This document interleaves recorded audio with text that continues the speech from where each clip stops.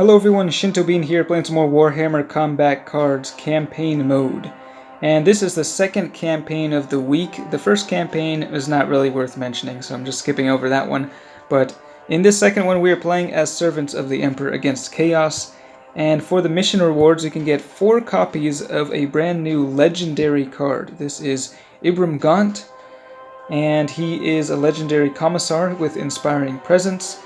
And now this is not something that happens very often, being able to get 4 copies of a legendary in a short 3-day campaign.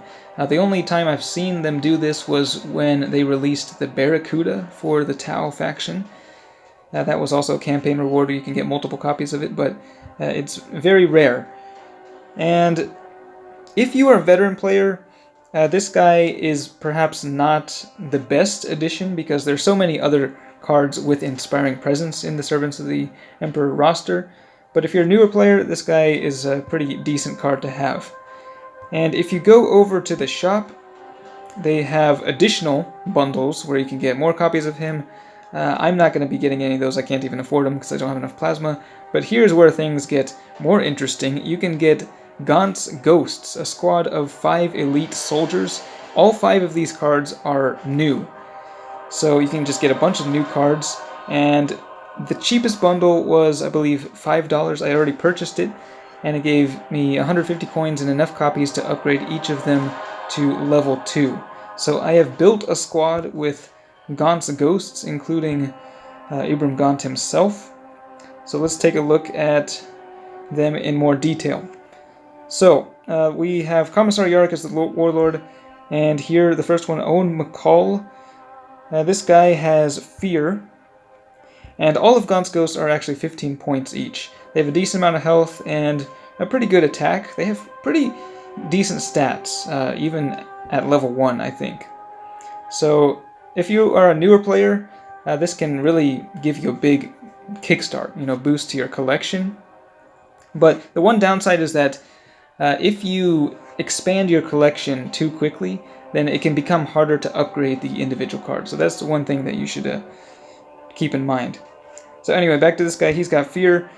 Each of these guys actually has a different trait. So Try Again Bragg has Barrage. He has the most health of the bunch, I believe, and deals a decent amount of range damage. Next up we've got, I think that's a typo at the beginning there. The K should be an H. Lane Mad Larkin is the sniper of the group, and he has target acquired, unsurprisingly. And then we've got Colonel Colm Corbeck. This guy has Taunt. He debuffs melee, but as the one soldier with Taunt, he is the most likely to die the first. And then we've got Major Elam Ron.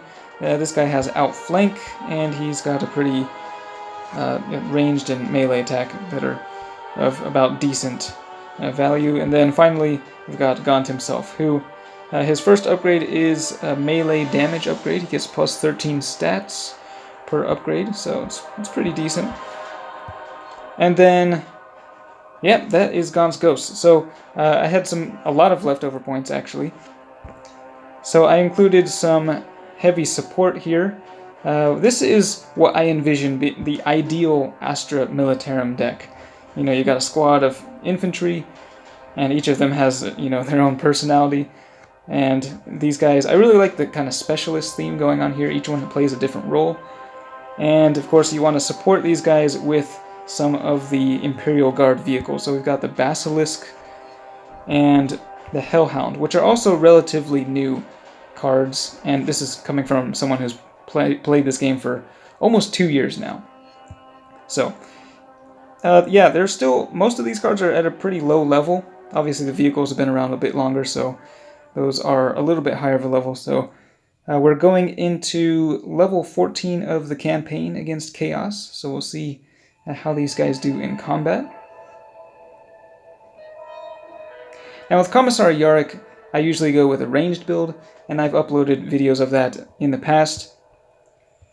And it works pretty well if you run the range build that I've used before. I can post a link to that in the description later on. This deck I don't think is going to work as well, but the main reason I I got Gaunt's Ghosts was they look like a fun addition to the game, and I was just curious to see how they do in battle. Really big fan of the models as well. They look fantastic. Now we have a pretty low initiative deck here, so we are going to be going second here. Chaos gets the first turn, and we're playing against Gloggerthrox the Foul, and he is at level 5, so that's actually a pretty tough guy there. They're running a Poxwalker, which has Endless, so that's going to be actually crippling the attack power of my units. Now, Ibram Gaunt is not exactly the best card. He doesn't synergize amazingly well with Commissar Yarrick. But he is okay against Chaos, specifically, because Chaos have a lot of strong melee units, so he can hit back. In fact, a lot of these guys, a lot of Gaunt's Ghosts, have a pretty decent melee attack, so they work pretty well in this campaign, I think, against the Chaos. Alright, it looks like the Basilisk is unfortunately going to be taking a pretty big hit to its damage from Nurgle's Rot. And they've got another Endless unit deploying to the field. Okay, should be able to take down some more of these demons. Alright, the Basilisk actually destroys 2 units there with the barrage. And we got McCall over here with the Fear. He's reducing the enemy's attack values by 30%. And here are some big demons there. We got Celeste and then the Bloodthirster, hitting for a lot of melee damage. Gaunt goes down, and we debuff the enemy ranged attack. That's not really what we want to be doing. So I think we're going to move McCall over to the center lane, and we could actually do the target acquired. That works too, but I think we're going to go like this. So put the Fear on the Bloodthirster. Don't ask me how that Bloodthirster is afraid of this guy. Although, I think if you read the flavor test, there's actually some pretty interesting background information. And apparently this guy was able to take down a Chaos Dreadnought single-handedly, so that's a pretty impressive feat, I'd say. Going for the ranged attack again, we got Try Again Bragg on the left side. He's got Barrage as well. The Basilisk will get taken down by Celeste. And this may be kind of an uphill struggle towards the end. We still have the Hellhound, though, in reserve, so that's going to be pretty good. Let's see, Celeste is at level 4. That's actually a pretty high level legendary there. And I think we'll go with Taunt, I suppose. See how this works out. See, some of these guys that debuff the enemy attack, they're actually not all that useful with Commissar Yarrick. I think in general it's better if you're just able to constantly buff a single attack type, specifically ranged. That is what I like to do. And unfortunately, if you're using all of Gaunt's Ghosts, you're not actually going to be able to do that very efficiently. So it's just not very reliable if you're just debuffing the enemy. But it is kind of fun using these new soldiers and seeing what they can do. So again, debuffing the ranged attack, which is not really that useful. I think we're going to move him over once again, over to the right side to face off against Celeste. We'll see if they go for the melee attack here. Got an outflank, and they are going for the melee. So 100, whoa, okay, well, I'm afraid that guy is dead in one turn. Fortunately, managed to get a pretty good boost to the ranged attack, though. So our next ranged attack will be doing quite a bit of damage. Okay. So we got Gloggerthrox coming to the field. This is actually a tougher battle than I was envisioning. And we got our sniper. Do we want to try to snipe something or do something else? Well, I think we're going to try to take down Celeste because it is a pretty strong unit over there with all of its different attack options. So we'll put the Hellhound over here. Put Bragg over in the center lane. He's going to get his damage reduced from the fear. But now we are targeting Celesk. We have a really big ranged attack charged up here, dealing a bit of extra damage to Celesk. We'll see if we can... Oh, 2 health. That's a bit unfortunate. But Sniper dealing 70 damage to Gloggothrox. So that worked out pretty well. The Hellhound has enough armor that it can take a hit from the Bloodthirster and still survive. So it looks like our foot soldiers will be the ones to take down Gloggothrox. That's the way it should be. He's got a fair bit of armor there. I'm just going to have to chip away. Barrage is dealing very little damage there.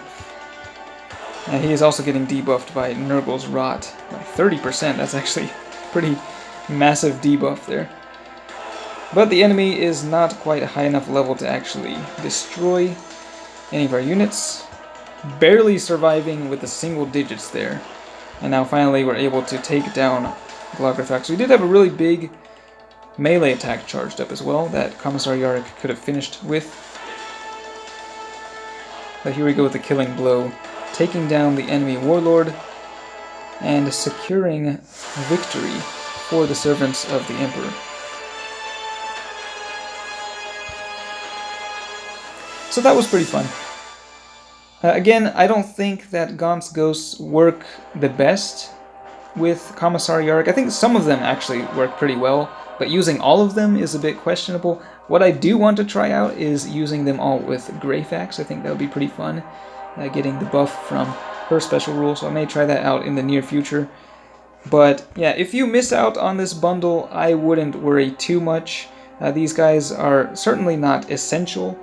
I think for newer players, they could be a pretty good addition. For veterans, not so much. But they're just a fun group of soldiers to use with some interesting lore and some great looking models. So let me know what you think of Gaunt's Ghosts and whether or not you decided to get that bundle. And what you think of Ibram Gaunt himself as the mission reward for this campaign. But that's it for this one. Thanks for watching, and I will see you next time.